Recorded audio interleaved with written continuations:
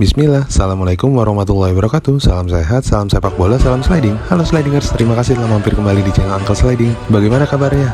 World Cup sudah memasuki babak 16 besar. Kejutan demi kejutan terjadi di Piala Dunia tahun ini. Tersisa 16 negara yang akan berjuang di babak 16 besar. Lalu siapakah yang akan mengangkat supremasi tertinggi Piala Bergengsi Jules Rimet? Pada tayangan Uncle Sliding kali ini, Uncle akan mengajak slidingers melihat preview duel seru antara Samurai Biru Jepang melawan Vatreni Kroasia. Stadion Al Janoub di kota Al Wahrah, Qatar akan menjadi saksi apakah Samurai Biru Jepang berhasil mengukir rekor untuk pertama kalinya ke babak perempat final, ataukah Luka Modric dan kawan-kawan kembali mengukir prestasi melaju ke perempat final seperti di tahun 1998 dan 2018. Yuk langsung saja kita cek tayangan Uncle kali ini. Oh iya, tapi jangan lupa ya, untuk yang belum subscribe, klik dulu tombol subscribe-nya, like dan aktifkan notifikasi loncengnya untuk mendapatkan informasi terbaru dari Uncle. Let's go!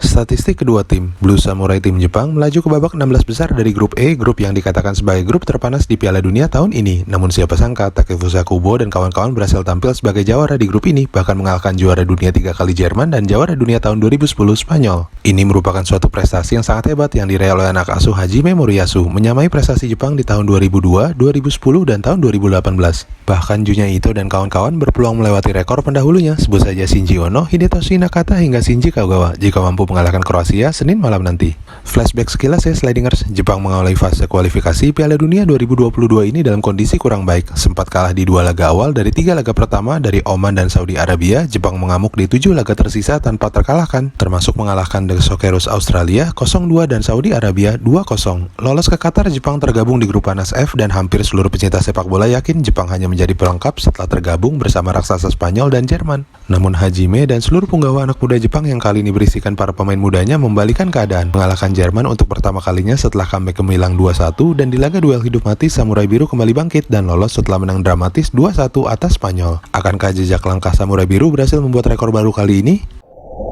Sedangkan lawannya Kroasia lolos ke babak 16 besar setelah mengunci runner-up grup F di bawah tim kejutan Maroko. Sempat mengkhawatirkan karena ditahan singa Atlas Maroko 0-0 di laga perdana. Namun Ivan Perisic, Kramaric hingga Modric mengamuk di laga kedua dengan mencukur Kanada 4-1. Duel hidup mati di laga ketiga melawan Belgia hasil 0-0 sudah cukup mengantarkan Vatreni Kroasia lolos ketiga kalinya ke babak 16 besar. Meskipun penampilan yang tidak terlalu meyakinkan, akankah para veteran masih mampu membawa Kroasia mengikuti Belanda dan Argentina untuk lolos ke babak berikutnya? Head-to-head kedua tim, jika melihat catatan statistik, keduanya jarang bertemu di berbagai laga internasional. Tercatat hanya 3 kali Jepang bertemu Kroasia, dengan catatan berimbang, 1 kali menang, 1 kali imbang, dan 1 kali menang untuk Kroasia.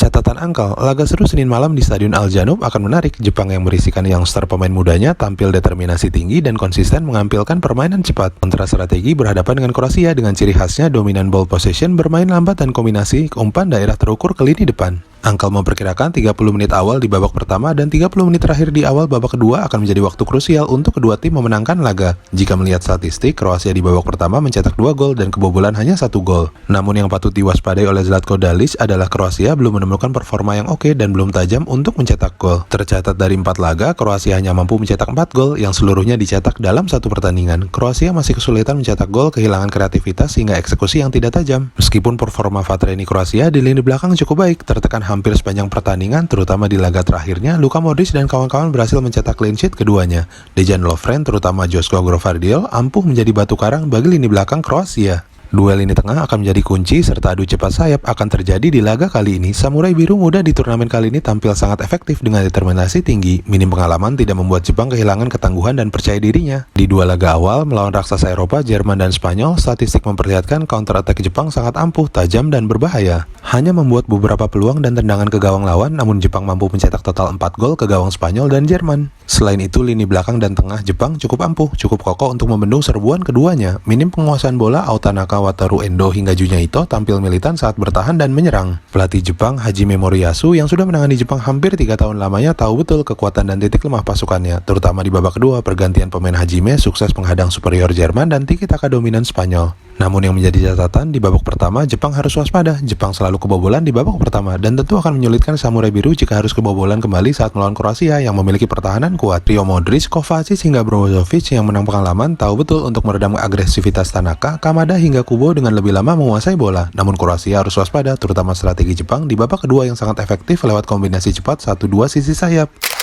Prediksi Uncle, laga di Al Janoub akan panas. Lalu siapakah yang akan menyusul Belanda, Argentina, Inggris hingga Prancis ke perempat final? Uncle memperkirakan kedua tim akan bermain hati-hati di awal babak. Kroasia akan mengandalkan tendangan jarak jauh dan set piece untuk membongkar pertahanan Maya Yoshida dan Itakura. Sedangkan Jepang akan mencoba mengejutkan Kroasia dengan mengandalkan crossing dan 1-2 akselerasi cepat, terutama di menit-menit krusial. Kroasia unggul pengalaman, Jepang menang stamina. Duel yang mungkin saja berlangsung lebih dari 2 babak. Uncle mengunggulkan Jepang mengukir sejarah lolos ke perempat final untuk yang pertama kalinya. Kalau menurut Slidingers, siapa yang akan menang? Jepang atau Kroasia? Terima kasih telah menyaksikan tayangan Uncle kali ini. Sampai bertemu kembali di tayangan Uncle berikutnya. Jangan lupa ya untuk subscribe, like, dan aktifkan notifikasi loncengnya untuk mendapatkan informasi terbaru dari Uncle. Assalamualaikum warahmatullahi wabarakatuh.